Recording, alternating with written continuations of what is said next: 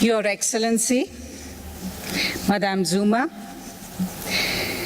my dear friend Silvana, DG UNESCO Irina Bukova, Executive Secretary of ESA Carlos Lopez, Development Commissioner of the European Union, and I want to particularly recognize that he is a he-for-she champion and made all the commissioners become he-for-she champions.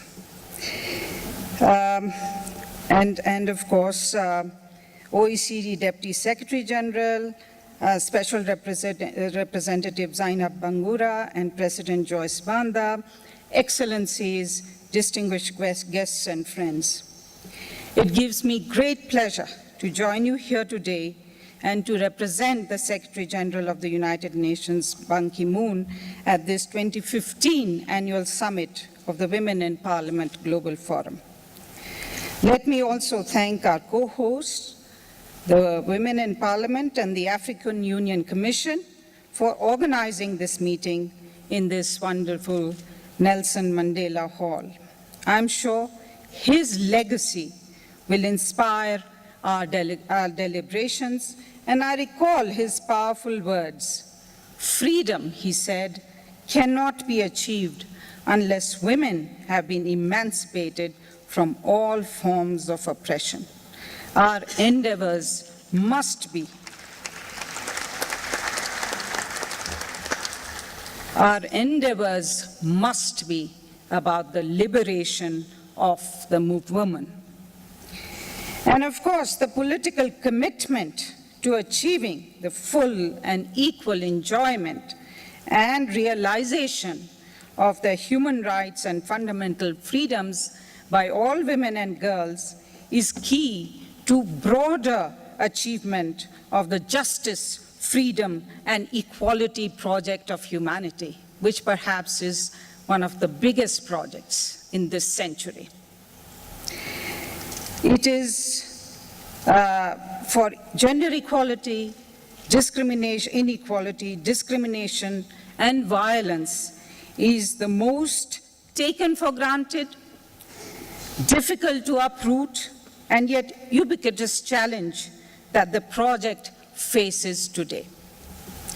Let me also extrapolate Madiba further to pay tribute to all of you and the Women in Parliament members who have gathered here to say that the presence of so many women from so many parts of the world underlines the weight of the pledge by women in Parliament everywhere to work for gender equality, women's empowerment, as a critical enabler and beneficiary of peace, sustainable development, economic, social, and environmental, and human rights. And may I add, of people-centered development, as was referred to by the speakers earlier. And Madiba said that this is a daunting task. The legacy of oppression weighs heavily on women. As long as outmoded ways of thinking prevent women from making a meaningful contribution to society, progress will be slow. As long as nations, he said, refuse to acknowledge the equal role of more than half of themselves, they are doomed to failure. And this is exactly what this summit is about, recognizing the long-standing and emerging challenges to gender equality and women's empowerment, including new forms and modalities of oppression and exploitation that demands pledging an unprecedented scale and scope of mobilization of action and investment to tackle them with a sense of urgency. It is about your signaling the importance of women's role in decision-making at all levels and all areas and spaces for the whole society, nations, regions, and the world to succeed. For instance, as was being illustrated African women's rise is the key to Africa rising. So they must design, strategize, and lead in its rise. This is what, of course, Madam Zuma and Carlos Lopez highlighted. You are also here, I hope, to build networks of parliamentarian solidarity across countries and cultures, because, gender equality and women's empowerment is a still, unfortunately, highly contested, politically contested, and often culturally challenged project. So you need to build these networks of solidarity. You are both the representatives of women and men, of the people. You are well placed to ignite popular solidarity movements for gender equality in your constituencies and countries, ground up, as much as lead by example at the top.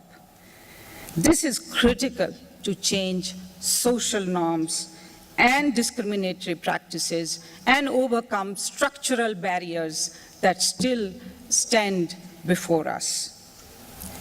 You must also drive strengthened laws, policies, and measures, and their full, effective, and accelerated implementation, as set out in the political declaration of the Commission on Status of Women we have just come from. Many of you were there. And ensure that gender-responsive budgets, and that was referred to, and allocations, and use of resources translate global norms, standards, and commitments, both extent and potential, into transformed reality and in women's and girls' lives. 2015, as was mentioned, is a historic moment for gender equality as we review the implementation of the Beijing Declaration and Platform for Action 20 years on, and begin to set the first ever universal sustainable development agenda, which will, I'm confident, include, and we have heard very strong endorsement from the EU Development Commissioner, but all member states, we believe, support this, a comprehensive and transformative standalone goal on achieving gender equality and empowering. And it's this time achieving. In the MDGs, it was about promoting MDG 3. But this is about achieving gender equality and empowering all women and girls everywhere. We must seize the moment, as was emphasized as well.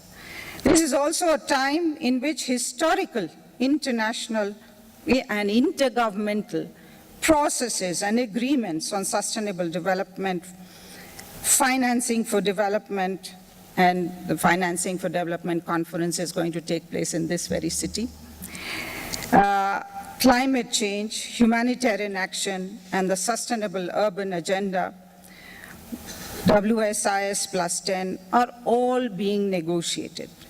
The entire peace architecture and peace operations of the UN is being reviewed, as is the implementation of UN Security Council 1325 and Women, Peace and Security Agenda. This is also, therefore, a time when women's input and leadership is essential to provide. Not simply because women have the right to be present in decision-making, but because women bring a different range of experience and perspectives on these issues that deserve to be raised and incorporated in decision-making. It is also because only with women's voice, leadership, and participation, the outcomes and implementation of all these processes will set the real grounds for humanity to adopt new models, not business as usual, and transform through genuine gender mainstreaming. Because gender equality and women's empowerment in all of these processes is also one of the biggest force multipliers and transformative elements. The goal also set in the Commission on Status of Women in Political is the expiry date for gender inequality, discrimination, and violence against women, and that is the date, the goalpost of 2030. And here, in the African Union context, that is why when women leaders came together to review the Beijing Declaration, they declared that we want to achieve gender equality and women's empowerment by 2030 within 2063. So this is something that has to be accelerated. That's the urgency you must bring in your work, in your countries, but also weighing in on these international processes. Empowering and reaching out to the most marginalized women and girls by tackling stark and rising inequalities and multiple and intersecting forms of discrimination and vulnerability, as has been highlighted in the political declaration, be it in relation to poverty, race, ethnicity, rural and remote location, disability, HIV and AIDS, and throughout the life cycle, is a must. It is critical to ensure all stakeholders have a say in developing the new agenda, in setting priorities, and holding decision makers in all branches of government and public service, as well as private sector, in civil society and academia, accountable to achieving these priorities. Women parliamentarians are well placed to be that inclusive and integrative force, and those that must hold themselves and their he for she counterparts, some of whom are here, accountable, not only in parliaments, but of course, the mostly men executive heads to deliver on this. Women in power and decision-making is not a parochial aspiration. It's as our Beijing campaign, UN Women's Beijing campaign says, about empowering women, empowering humanity. Now is the time for that to be really taken forward in a major way, as we will also continue to ask you to join the legions of those who, men and boys, and women who are supporting men and boys to engage in the He for She campaign. There is still a long way to go. For nearly 2 years, we have been advocating for a transformative goal, and we are very happy to see that this has now been realized in terms of the work of the Open Working Group. And I want to dwell a little bit on the goal 5, which is now part of the main basis of the achieving gender equality and empowering all women and girls, and includes important and pioneering targets on ending violence against women and girls, and ending harmful practices like child marriage and FGM, on unpaid care and domestic work and leadership in private and public life, and on economic rights and access and control over ownership of productive assets, and on sexual and reproductive health and reproductive rights. These are also cross-cutting. There are also cross-cutting gender equality targets in the other sustainable development goals, which we need to continue to strengthen. And in this package, there are also targets on the means of implementation. So dedicated means of implementation for the goal and means of implementation for gender in the whole package. We must all now focus between now and July, and this is what our request to you as parliamentarians is, to weigh in and influence, that between now and July, we hope, we must ensure that gender equality perspectives are centrally reflected and integrated in all elements of the post-2015 development agenda. The political declaration, which is being negotiated now, goals, targets, and indicators in particular, which are being now looked at, means of implementation and global partnership, follow-up and review, which means accountability.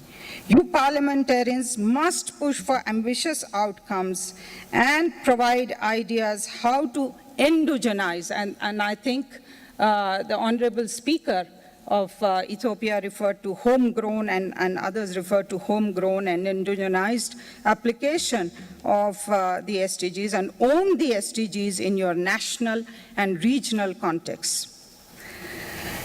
The design and implementation of the post-2015 development agenda must build on existing commitments to gender equality, such as those contained in CEDAW and the Beijing Platform for Action, and we must also draw on the lessons learned from the 20-year review of the implementation of Beijing Platform for Action. Now, the 20-year review of the Beijing Platform has just been successfully concluded at the formal level with 168 national reports presented, all regions undertaking regional reviews, and you were so much part of that, both civil society and governments and parliamentarians, and now the global review at the CSW 59. And the historic political declaration that was adopted recognizes that progress has been made, but that it has been uneven and slow, and that no country has achieved gender equality and women's empowerment, and that there remains much to be done. And in that context, there is a strong political commitment to full, accelerated, and effective implementation of the Beijing Platform and all the gender norms that have been developed globally. So we need you to therefore commit to and set out and follow the 6 strategies that have been outlined in the political declaration. We will be having a Global Leaders Commitment Summit, hosting it along with China in September, in parallel with the post-2015 Development Summit. This will be in keeping with a campaign which has already been launched, which says, "Step it up for gender equality." And the heads of state and government in September will be called upon to commit to strong measures to step up their efforts for gender equality, both in terms of Beijing implementation and in terms of post-2015 gender goal and gender-related targets and indicators. We also would want to emphasize the importance of financing the gender goal and financing the whole SDGs package. And therefore, the forthcoming 3rd International Conference on Financing for Development in July is a golden opportunity for the international community to articulate a clear financing strategy for the overall implementation of the post-2015 development framework, and to ensure that financing strategies are capable of delivering on gender equality and women's rights commitments, and bridging the enormous resource gap that too has been identified. Moreover, new media and data is also, data revolution is another requirement, as is the accountability of all actors. I want to emphasize, I think this is something that is a very strong message from all of us, it is from the political declaration, that civil society and women's organizations have a central role in multi-stakeholder accountability, as in the realization of the goals. And you women parliamentarians must foster and draw upon the experience, expertise, and wisdom of feminists, women's human rights defenders, and activists, and see them as allies and social movement builders. And this is really very, very critical. Also, based on the principle of shared responsibility, we must engage and make advocates of and hold accountable other influential levers of change, what we call levers of change. Of course, technologies like ICT, but men and boys, the largest youth population in history, faith-based cultural and traditional leaders, and new and old media to create a monumental groundswell of people's will and solidarity around standing up and stepping it up for gender equality. We have for many decades turn to women parliamentarians, the very audience present here, to push for these changes and to meet these challenges. We turn to you today, yet again, to drive home the urgency of Planet 50-50 by 2030 and to act decisively to achieve it. In the words of the United Nations Secretary General, Ban Ki-moon, too often, he says, leaders have used women to advance power. I believe we must use power to advance women.